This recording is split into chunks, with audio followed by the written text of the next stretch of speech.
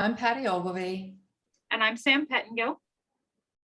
and we're senior enrollment counselors with the Student Loan Help Group. And we're here today. We're going to talk to you today about a couple of things. And first off being, Sam, what's public service loan forgiveness? A lot of us have heard about the program, but we don't know anything about it. So great question, Patty. Public service loan forgiveness is a program that's available to a large percentage of people in the country who work in public service positions. So public service loan forgiveness was started as a federal government program in 2007, and it's available to people who are working in a public service position. So people who are working in a government position or for a nonprofit organization will often qualify for PSLF. Oh, okay. And the most important thing about PSLF to keep in mind is that once you've reached the 120 qualifying payments that are required by the program, the entire remaining balance on your student loans is forgiven. That's both principal and interest, and it's all tax-free. That's pretty amazing. Yeah. So, Patty, what is needed to qualify for forgiveness under PSLF?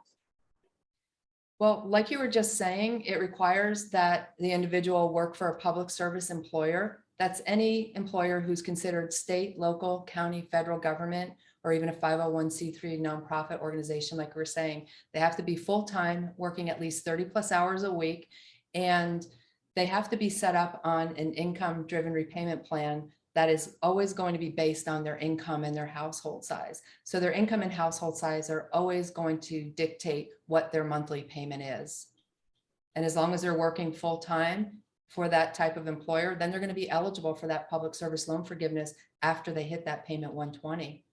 That's great. Do I need to have a certain type of loans in order to qualify for PSLF?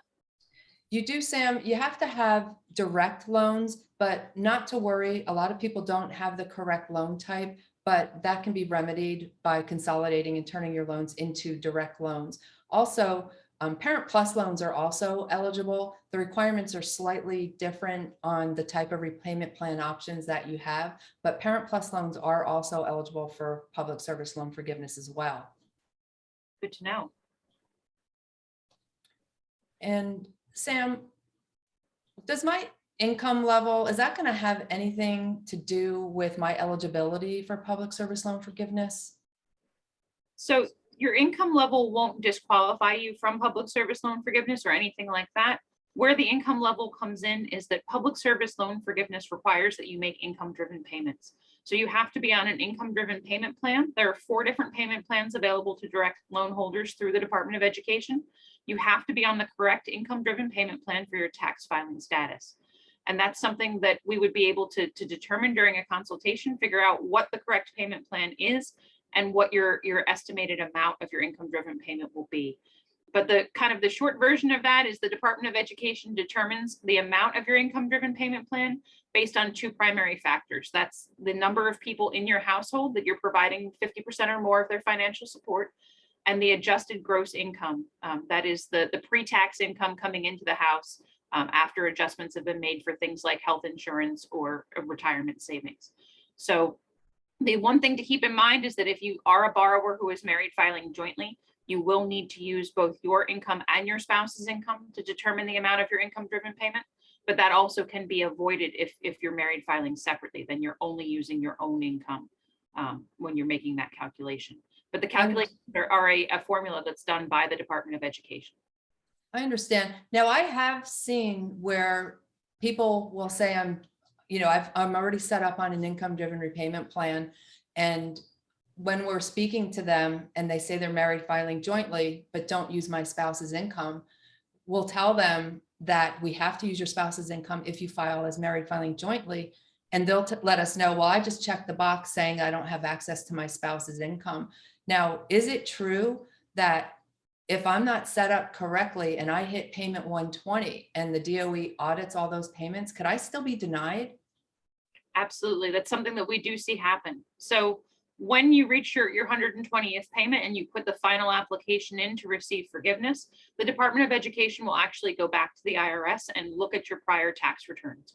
So if you have been filing married jointly and you haven't been disclosing your spouse's income in order to keep the payment lower, obviously that's a great option in the short term for you, in the sense that it's keeping your payment low, but it's actually going to hurt you in the long term, because it might cause you to lose some or all of those required payments toward forgiveness.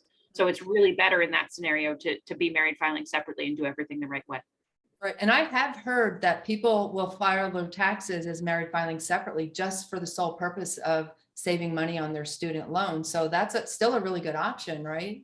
Absolutely. That's definitely a good strategy for a lot of people. And it's something that we can check in depth during a consultation, because there are other factors. For example, if your spouse has student loan debt, sometimes married filing jointly will still turn out to be the better option. Right, because you can include those loans into the budget. They're not paying the spouse's loans off, but it can be calculated into the budget to keep the payment down, right? Exactly. Oh, that's great to know. Great to know. And And like, I've been hearing all about this temporary limited waiver. What's that all about? so the PSLF limited waiver is a temporary change to some of the requirements for PSLF retroactively. It really came about because the Department of Education was concerned that a lot of the people who did qualify for public service loan forgiveness and had been making payments all these years were not benefiting from the program. So back on October 6th of 2021, the DOE enacted the Public Service Loan Forgiveness Limited Waiver. And that program will actually allow prior payments to be counted as long as you were working for a qualifying employer, and as long as the payment took place after October 1st of 2007, because that's the date when PSLF began. So they're going to go all the way back to the beginning. And as long as you get onto the right track and have all of your paperwork caught up by the time the limited waiver ends in October, you'll be able to receive the benefit of any time that you were in repayment after October 1st of 2007, as long as you were working for a qualifying employer. So even for those people who have, say, FFEL loans that are not qualifying loans at this time, using a consolidation to get over to direct loans and getting all of the paperwork done now will ensure that you are able to keep that payment history even after the limited waiver ends. That's really incredible. The waiver has helped so many people, just the people that we've been working with since October 6th when it was implemented. I think we just crossed over the threshold of helping people get over $20 million in forgiveness just with this temporary limited waiver. So it's pretty incredible. Yes. And what happens if I'm already at or over 120 payments with a limited waiver? Does that mean I'm done with my loans? So if you've hit the 120 payments with the temporary limited waiver, then yes, you are finished. What we could do is we'll put you in general forbearance if we don't have the qualifying payment count back from the DOE, because the Department of Education is the one that's going to determine that exact qualifying payment count once past employment certifications have been done. And keep in mind that employment certifications from 2007 till present would have to be submitted if they're trying to claim payments from that far back. And once that is determined, what that qualifying payment count is, then the Department of Education will issue the forgiveness on the remaining balance, principal, interest, and it's tax-free.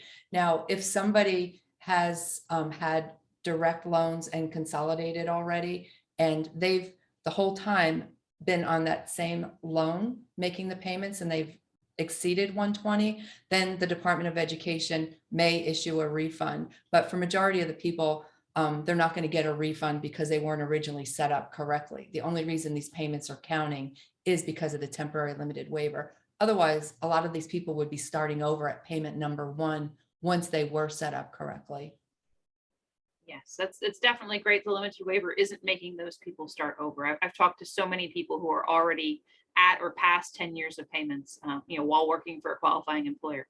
So it's great that the waiver is letting them keep that progress. Right. And one thing we probably should mention is that the only payments that are counting are actual time in repayment. If you are in deferment or forbearance, those months will not count toward the 120. Now, the exception to that is the time during the CARES Act months. If it ends as scheduled on May 1st, there will have been 26 of those months, and people working towards public service loan forgiveness will get those 26 months as a freebie toward the 120, which I think that's something a lot of people are not even aware of. Yes, a lot of people seem to think they had to make payments during the CARES Act for those months to count, but it's great to know that they did not have to make payments during that time to receive that benefit. And something else somebody had asked me, they were thinking that just because they had their loans for over 10 years, that they were automatically forgiven.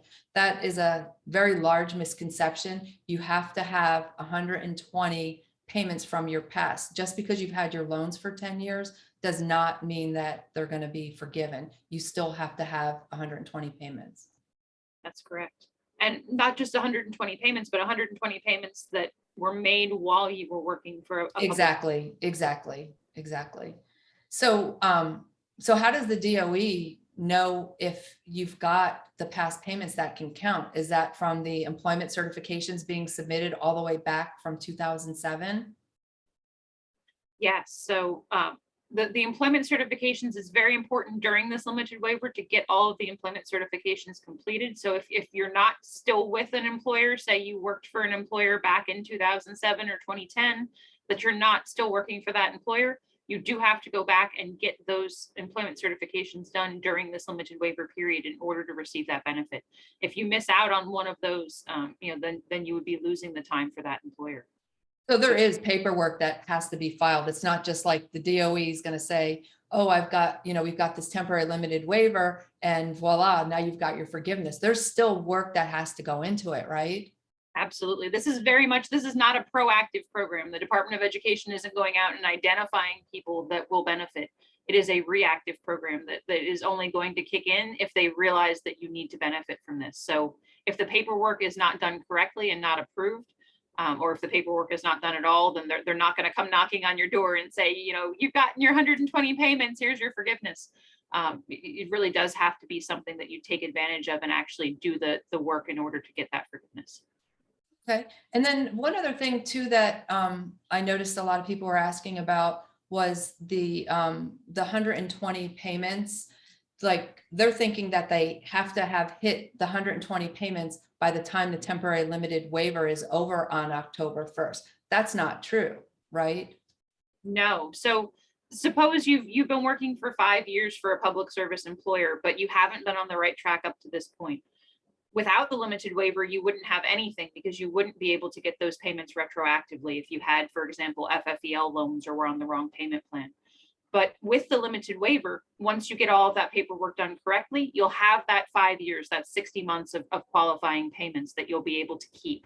So even once the limited waiver is over, you would still have credit for those 60 months of payments.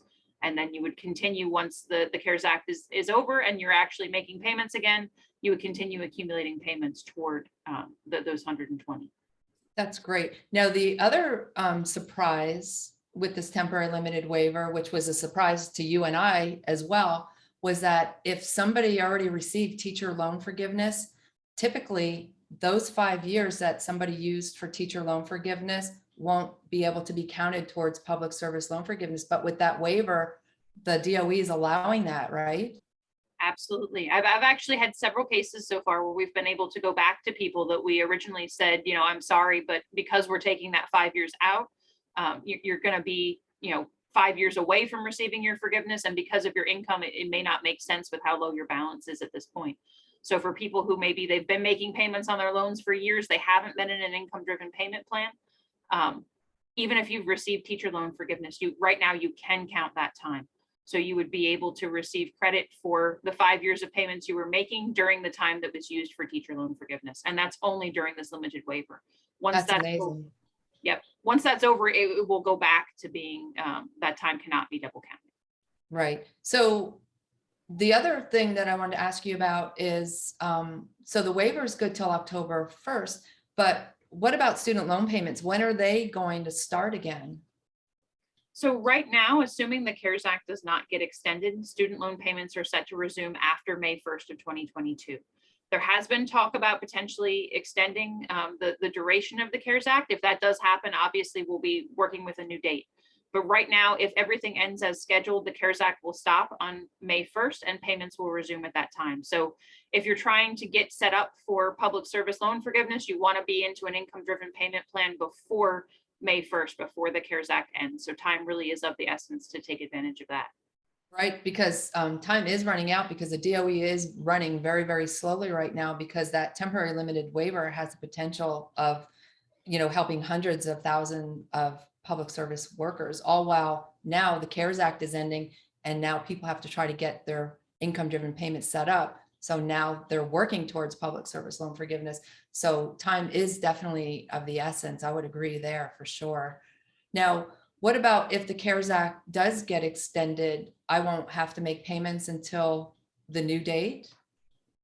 Yeah, so if the CARES Act gets extended, say they extend it to, I don't know, September 30th, like it was last year, then you would not have any more payments or any interest on your loans until after that date.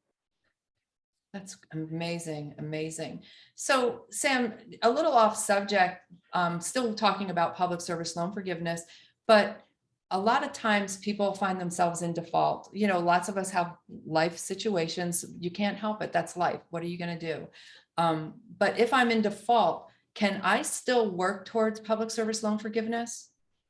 So unfortunately, if you're in default, you wouldn't be eligible for any of the federal forgiveness programs as long as the loans are in default.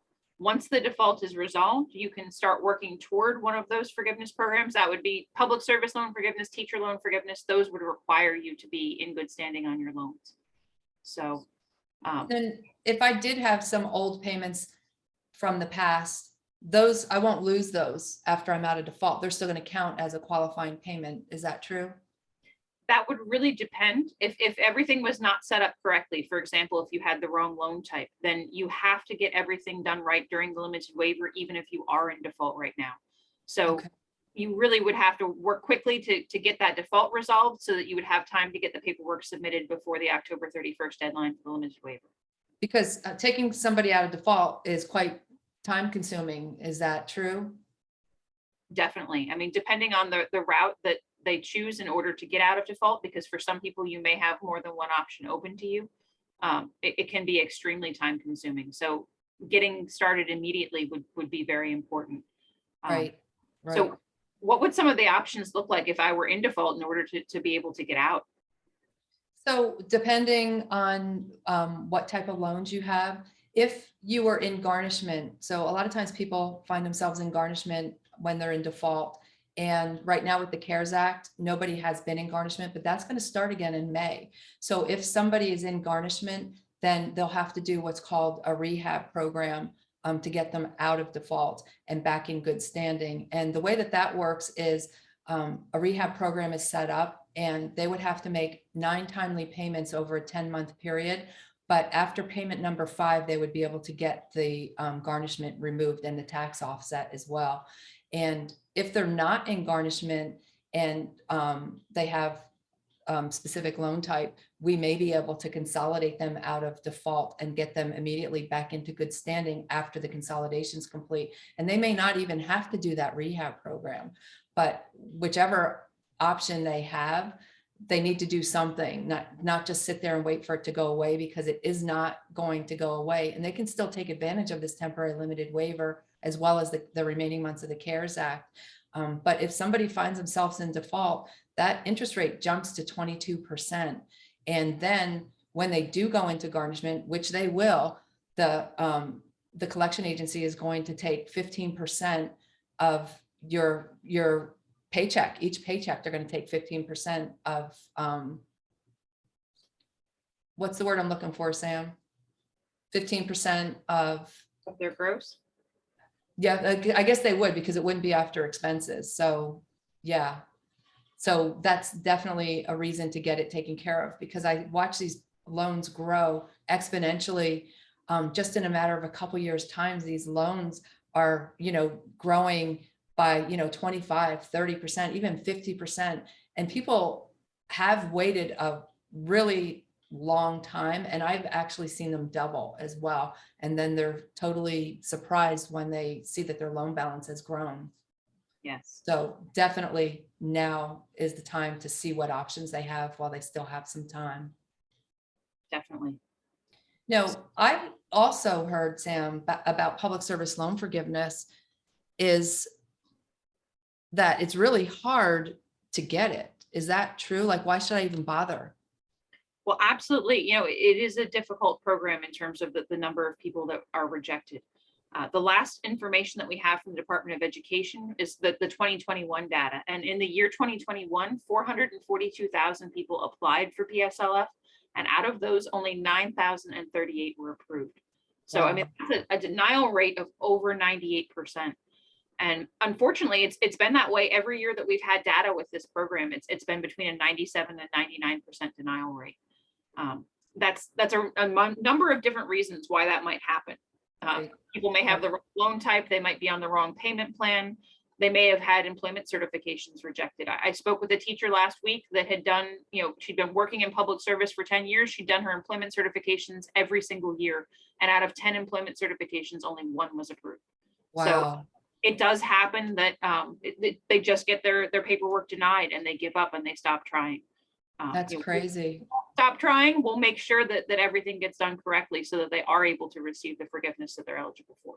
And then our team, we have a whole team that's going to back them, and we audit everything before anything's ever submitted. So we know right off the get-go that we're submitting it correctly, because this is all we do. We're experts at it. So that's pretty incredible. Those stats are really mind-blowing. Yes. Yeah. Now, if they wanted this to be an incentive for public service, it really would have been a 98% approval rate and not a 98% denial rate. So I agree completely. I know they do make it really difficult. It's just crazy. And I know a lot of people think that they'll try it on their own, but that 98% is, that's a lot to take into consideration when you are trying to do it yourself, because they're not going to know if they've been doing it right until they hit payment 120 when you're doing it yourselves. And like you said, then you find out that you're going to get denied because something wasn't done correctly. So best to keep up with it all along and, know that it is getting done correctly. Now, one thing I think we might have forgot to mention, and I apologize if we already did, but when somebody's working towards public service loan forgiveness, every year their income, their household size, and their employment have to be recertified in order to be considered making a qualifying payment. So I did just want to put that out there because I wasn't sure if we mentioned that. So this is an ongoing process. It's not just like you set yourself up here at payment number 1 and now you don't have to do anything until payment 120. It's not true. You have to do something every single year. Otherwise, they will turn you down. Is that true? Yes, and that's one of the reasons for that denial rate is because people don't keep up with the paperwork. Everyone's life is busy, and if you have deadlines to worry about, your IDR deadline might be different than your deadline for the ECs, and people just don't remember to do all the paperwork every year. So if you forget to do your income-driven repayment certification, for example, they might put you back onto the standard payment, which is definitely not where you want to be. Right, because that's, for most people, that is substantially higher than the income-driven payment. And some people need to know that if their income and their household size offset each other, we've seen payments for monthly student loan payments as low as $5 a month. So that's pretty incredible right there by itself. So I think a lot of people are put off doing anything because they dread the fact that they think they're not going to be able to afford their monthly payment. But that's not necessarily true. Yes, because it's calculated from their income and their household size. Usually it does come out to be a very affordable, budget-friendly payment wherever you're at. So if somebody wanted more information about the public service loan forgiveness and what their options are, Sam, what should they do? Well, a good first stop would be to go to our website, so TSLHG.com, and you would be able to get more information about the program as well as schedule a consultation with one of us. And I think that's really the best way to get direct information that's tailored to your specific situation. There's so much information out there, and a lot of times it can be difficult to tell, does this apply to me, or is this something that would not benefit me? Right. We'll be able to get to the bottom of that during your consultation and figure out exactly what you do qualify for, how much your income-driven payment may be, and how many payments you're likely to have with the limited waiver. And when we have the complimentary phone consultation, we're going to we're going to look at their loans. We're going to dive in deep. We're going to give them a plan of action. And then moving forward, they can either take the information that we give them and try to implement it themselves, or have us do everything. Either way, whether they plan on using us or not, they still should sign up for the complimentary consultation, because we will outline everything for them, because that's the best way that they're going to be able to find out exactly what their options are Would you agree with that, Sam? Even if somebody thinks that they're not eligible, should they just go ahead and set up a time anyway? Absolutely. It never hurts to find out. You know, it's never a waste of time if you're learning something that's going to help you and benefit you. So I think even if you don't decide to use our services to assist you, and even if you end up finding out that maybe there isn't you know, a good forgiveness option for you, you're still going to have more information than you had when you started. Because you'll be able to tell the person, you know, this just is not going to be a financial benefit to you. So they're going to know right off the bat whether this is going to work or not work. Exactly. Well, that's great, Sam. So I think we should let everybody know that they need to keep an eye out for our upcoming episodes. The next one we do will be on teacher loan forgiveness. Definitely. And that's a very popular program that a lot of teachers have taken advantage of. Excellent. Right. So have a great day, everyone. Take care.